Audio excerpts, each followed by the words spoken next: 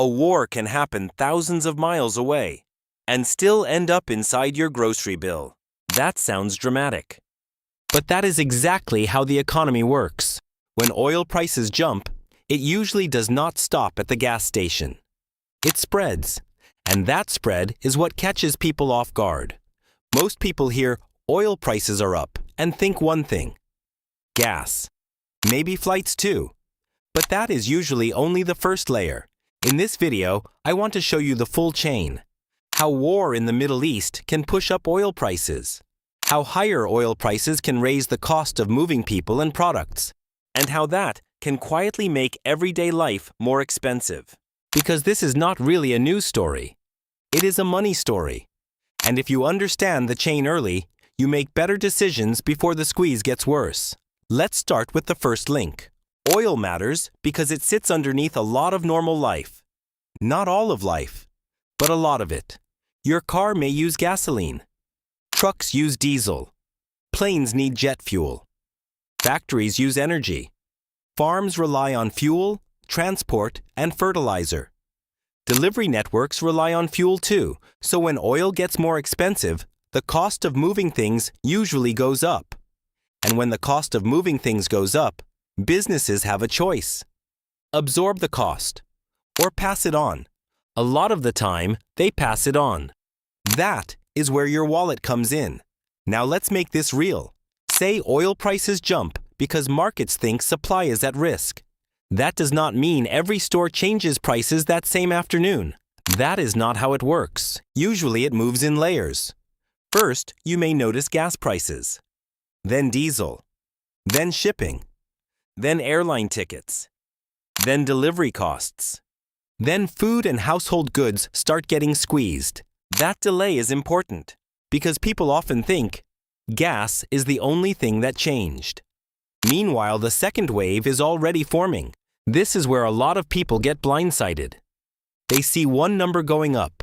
They do not realize it can feed 5 other categories later.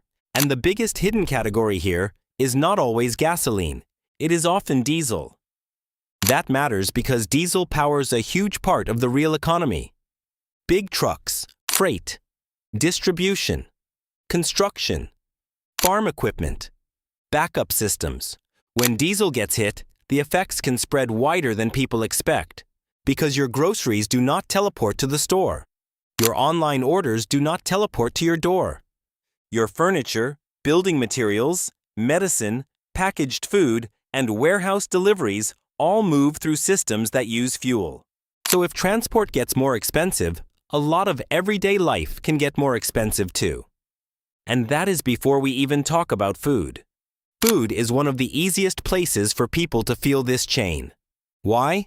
Because food prices are already sensitive. They react to weather, supply issues, transport costs, packaging costs, labor costs, and energy. So when oil rises sharply, food businesses can get squeezed from multiple sides at once. It costs more to move food. It can cost more to package food. It can cost more to refrigerate and distribute food. And in some cases, fertilizer costs can get pushed higher too. So the shopper sees the final result: a more expensive cart. This is why a global event can feel personal very fast. Not because you are buying oil directly, but because oil touches the system that gets products to you. Now there is another part people miss.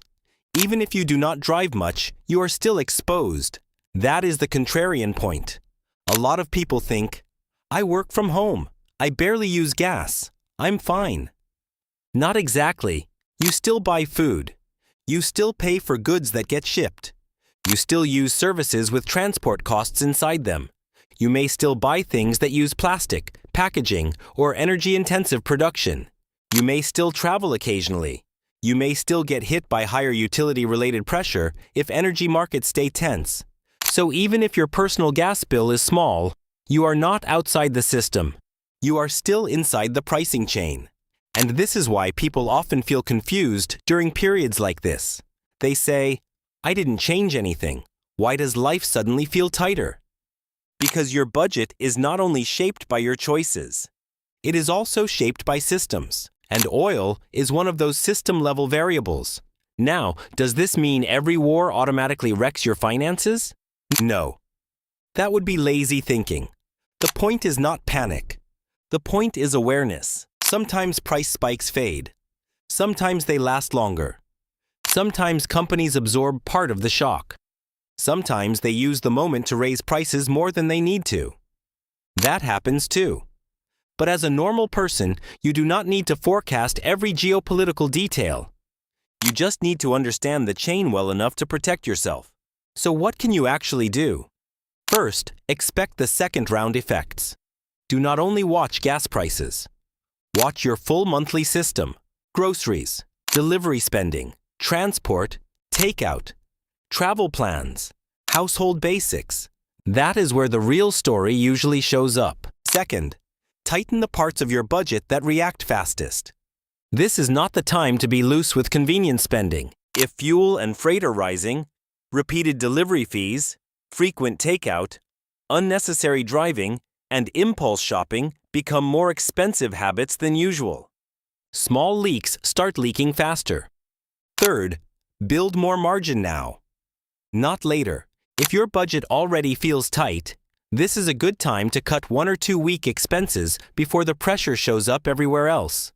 Because once prices rise across multiple categories, fixing the problem gets harder. Margin is not exciting, but margin is what keeps a price spike from becoming a personal crisis. Fourth, be careful with debt during uncertainty. When life gets more expensive, people often patch the gap with credit cards. That feels small at first. Then the balance grows. Then higher everyday costs turn into long-term debt. That is how a temporary shock becomes a lasting problem. And fifth, stay calm. This part matters. When people hear war, oil, and inflation in the same sentence, they can swing into doom mode. That usually leads to bad decisions. Fear spending, panic stocking, overreacting, or giving up and acting like none of it matters. You do not need any of that. What you need is a clear head and a tighter system. Here is the simple takeaway. War in the Middle East can make everyday life more expensive because oil is not just about cars. It is tied into transport, freight, food, flights, deliveries, and the wider cost of moving the economy. That is the real chain.